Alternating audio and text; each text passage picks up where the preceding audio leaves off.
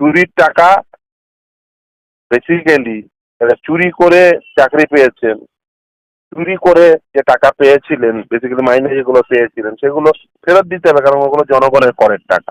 12% সুদ সহ ফেরত দিতে হবে। মমতা বন্দ্যোপাধ্যায়ের সরকার তারা এই টাকাটা ফেরত নিচ্ছেন না, উল্টে তাদেরকেই মাস গেলে 20,000 এবং 25,000 টাকার বন্দোবস্ত করেছিলেন, যাতে তারা আসলে এদের পিঠের চামড়া না তুলে দেয়। কারণ এরা তো সব যারা ওই সাদা খাতা জমা দিয়েছে তারা তো জমি বিক্রি করে 20 লাখ 25 লাখ দিয়েছে, তারা তো এখন টাকা ফেরত চাইছে। বলেছে দাঁড়া একটু ওয়েট কর, তোদেরকে টাকা ফেরত দিতে হবে না, আমি তালিকা বের করব না, আর তার সঙ্গে তোদেরকে আমি মাসে মাসে টাকা দেওয়ার বন্দোবস্ত করছি। এদের মূল হচ্ছে কনসার্ন হচ্ছে যাদের কাছ থেকে এরা টাকা নিয়েছে তারা। এই টাকা যারা জমি বিক্রি করে টাকাটা দিয়েছে তারা কেউ ছাড়বে না, সব পিঠের চামড়া তুলে নেবে এদের, দিয়ে টাকা আদায় করে নিয়ে যাবে। তো স্যার আর এই যে আপনি মানবিক বলছেন, মানবিকতা যদি দেখাতেই হয় তাহলে 31 লক্ষকে দিয়ে দিন। কারণ after supreme court judgment, that is the law of the land, সকলে সেম ফুটিং এ অবস্থান করছেন। অর্থাৎ যিনি চাকরি পেয়েছিলেন তিনিও যে ফুটিং এ অবস্থান করছেন মানে ন্যায্যতার সঙ্গে, আর যিনি চাকরি পাননি তিনিও একই ফুটিং এ, তাদের প্রত্যেককেই নতুন নিয়োগ প্রক্রিয়ায় অংশগ্রহণ করতে হবে, দিয়ে যোগ্যতার ভিত্তিতে চাকরি পাবেন। কিন্তু আপনি যদি মনে করেন যে না, যারা তৃণমূলকে টাকা দিয়েছিল, যারা মমতা বন্দ্যোপাধ্যায়দের টাকা দিয়েছিল তাদেরকে টাকা দেবেন ঘুরপথে জনগণের করের টাকা, এবং সেটা সকলকে মেনে নিতে হবে, সেটা তো আর হতে পারে না। আর মানবিকতা, মানবিকতার তো একটা সংজ্ঞা হবে। মানবিকতা তো এটা হতে পারে না যে কালকে একজন জঙ্গি এসে বোম ফাটিয়ে দিয়ে গেল, যে জঙ্গির 27টা বাচ্চা রয়েছে, তাই জঙ্গিকে বেসিক্যালি মানবিক হয়ে মুখ্যমন্ত্রী জঙ্গিদের ছেড়ে দিচ্ছেন, কারণ জঙ্গির 27টা বাচ্চা রয়েছে। যে বলছেন খুব মানবিক পদক্ষেপ, পারবেন? পারবেন না তো। আর সমাজ মেনে নেবে না, দেশ মেনে নেবে না, আদালত মেনে নেবে? খুব স্বাভাবিকভাবে চোরেদের টাকা দেওয়া আদালত কি মেনে নিতে পারে না? চোরেদের টাকা দেওয়া মেনে নিতে পারে না। মমতা ব্যানার্জি চোরেদের টাকা দিতে গেছেন, আদালত সেটাকে বন্ধ করে দিয়েছে। খুব স্বাভাবিক, চোরেদের টাকা দেওয়ার আদালত কেন গ্রহণ করবে? চোরেদের টাকা দেওয়ার অভ্যাস মমতা ব্যানার্জির তো চিরকাল রয়েছে, চোরেদের পাইয়ে দেওয়ার অভ্যাস তো মমতা ব্যানার্জির চিরকাল রয়েছে। আর মমতা ব্যানার্জি তো আরো তার বিগেস্ট বেনিফিশিয়ারি তো কুণাল ঘোষই বলেছে। মানে চোরেদের সঙ্গীরা কি বলেছে, সঙ্গী সাথীরা কি বলেছে, চোরেদের সঙ্গী সাথীরা চোরেদের পক্ষে বলবে, সেটাই স্বাভাবিক। চোরেদের সঙ্গী সাথী।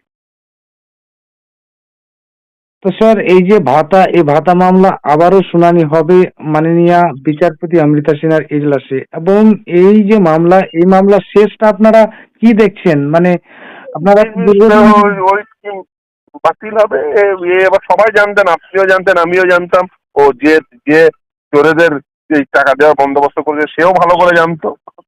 সে কিসের জন্য করলো? সে একটা কারণেই করলো, যে ওই যে বললাম পিঠ বাঁচানোর স্কিম ছিল এটা, ওদের টাকা দেওয়ার স্কিম ছিল না, এটা হচ্ছে ওদের পিঠ বাঁচানোর স্কিম। যারা এদের কাছ থেকে 20 লাখ 25 লাখ নিয়েছে তাদের পিঠ বাঁচানোর স্কিম ছিল এটা। এই যে কুণাল ঘোষ, ইনি কিন্তু শুধু যে আপনার এই ভাতার মামলায় বা ভাতার বিচারাধীন রয়েছে এই ব্যাপারে যে কিছু মন্তব্য করেছেন বা মুখ্যমন্ত্রী মানবিক এ ব্যাপারটা না, আপনি কয়েকদিন আগে কলকাতা হাইকোর্টের মাননীয় বিচারপতি স্বগত ভট্টাচার্যের এজলাসে আপনি মামলা করেছিলেন। তো সেই মামলা লড়ার সময় আপনার এজলাসে কি হয়েছিল, মানে বিচারাধীন ব্যাপারেও আপনাদের যেটা ব্যক্তিগত ব্যাপার সেই ব্যাপারেও আপনাকে কটাক্ষ করেছে, এ ব্যাপারে আপনি সেটা কি বলতে পারে, জেল খাটা আসামি, সে তো আমাকে আমাকে তো জেল খাটা আসামিরা পছন্দ করবে না, সেটাই স্বাভাবিক। যারা চোর, যারা চুরি করতে চায়, যারা গরিব মানুষের সব চুরি করতে চায়, তারা আমাকে পছন্দ করবে না, সেটাই স্বাভাবিক। এর মধ্যে কোনো অস্বাভাবিকতা দেখি না তো। আমি বরঞ্চ অস্বাভাবিকতা দেখতাম যদি কুণাল ঘোষ আমাকে পছন্দ করতো, যদি মমতা ব্যানার্জি আমাকে পছন্দ করতো। আমি চাই ওরা আমাকে ঘৃণা করুক, ওর তো অপছন্দ না, আমি চাই ওরা আমাকে ঘৃণা করুক, অপছন্দ না, ঘৃণা চাই। আর আমিও চাই যারা চোর তাদেরকে গোটা সমাজ ঘৃণা করুক। ঘৃণা, ঘৃণা, ওদের প্রতি আমার ঘৃণা। যারা চোর, ডাকাত, যারা গরিব সাধারণ পরিবারের ছেলেদের শিক্ষক হওয়ার স্বপ্নকে একেবারে দুঃস্বপ্নে পরিণত করেছে, যারা স্বপ্ন বিয়ে করেছে চূর্ণ বিচূর্ণ করে দিয়েছে, তাদেরকে মানুষ ঘৃণা করুক। যারা এদের চাকরিগুলোকে বিক্রি করেছে, মানুষ তাদের ঘৃণা করুক আর তাদেরকে দমদম দাওয়াই দিক। আমি তাদের প্রতি দমদম দাওয়াইয়ের পক্ষপাত। ফলে এই যে যারা জমি বেচে টাকা দিয়েছেন তাদের আমার কাছে চলে আসতে পারেন, আমি তাদের টাকা আদায় করার জন্য আমি লড়বো, কোনো অসুবিধা নেই।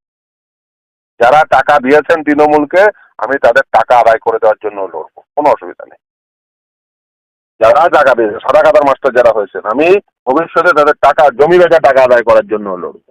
আপনারা এসে বলে দিন কোন জমি বেচে দিয়ে করেছেন, টালির টালির টালির ঘরের সেই টালি দরকার হলে খুলে নিয়ে গিয়ে বিক্রি করে আপনারা আবার জমি কিনবেন। এই যে স্যার রাজ্য সরকারের ওবিসির বিজ্ঞপ্তি, এই বিজ্ঞপ্তিকে চ্যালেঞ্জ করে কলকাতা হাইকোর্টে মামলা হয় এবং এই মামলায় বিচারপতিদের কিন্তু অন্তর্বর্তীকালীন নির্দেশ রয়েছে যে এই বিজ্ঞপ্তি কিন্তু সম্পূর্ণ মানে বাতিল।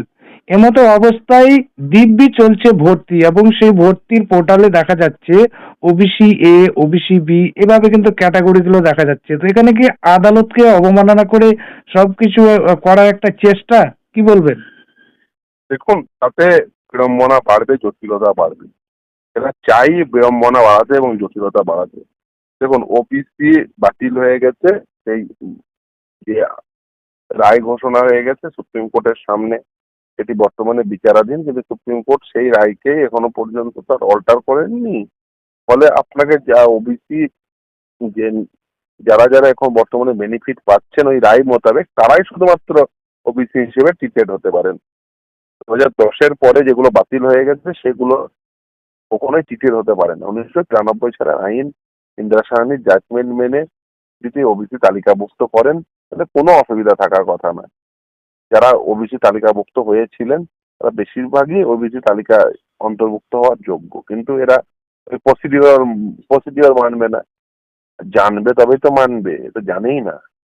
বলে জানে না যেহেতু মানার প্রশ্নই নেই।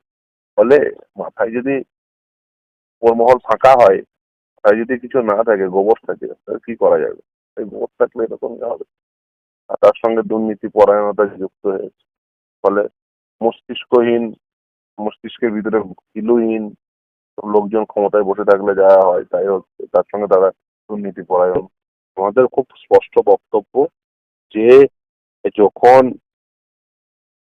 2011 সালে পরীক্ষা হয়েছিল, তারপরে ওই এতদিন রেজাল্ট ডিক্লেয়ার হয়নি, আদালতে এসে তারা রেজাল্ট ডিক্লেয়ার করানোর জন্য মামলা করলো, তারপরে সেই রেজাল্ট ডিক্লারেশনের নির্দেশ হলো, তারপরে একাধিকবার টাইম এক্সটেনশন হলো, কখনো বললো না যে তাদের আরো কিছু লেফট আউট ক্যান্ডিডেট রয়েছে। অল অফ দ্য সাডেন একসময় এসে বলা হচ্ছে, যখন মামলাটা নিষ্পত্তি হয়ে গেছে, যে আরো লেফট আউট ক্যান্ডিডেট আছে। লেফট আউট ক্যান্ডিডেট এলো কোথা থেকে? কোনো কিছু ডিসক্লোজ না করে লেফট আউট ক্যান্ডিডেট রয়েছে বলে আবার তাদের পরীক্ষা নিয়ে নিলেন কেন? ওটা বামফ্রন্ট আমলে মানে নিয়োগ হয়েছিল, বামফ্রন্ট আমলে বিজ্ঞপ্তি হয়েছিল বলে সেখান থেকে পয়সা করে পাননি বলে? ফলে এ প্রশ্ন তো উঠবে, প্রশ্ন ওঠাটা স্বাভাবিক। লেফট আউট ক্যান্ডিডেট বলে আরো 74,000 জনের পরীক্ষা নিয়ে নিলেন, সেখান থেকে আপনি চাকরি দিচ্ছেন, তার হতে পারে না।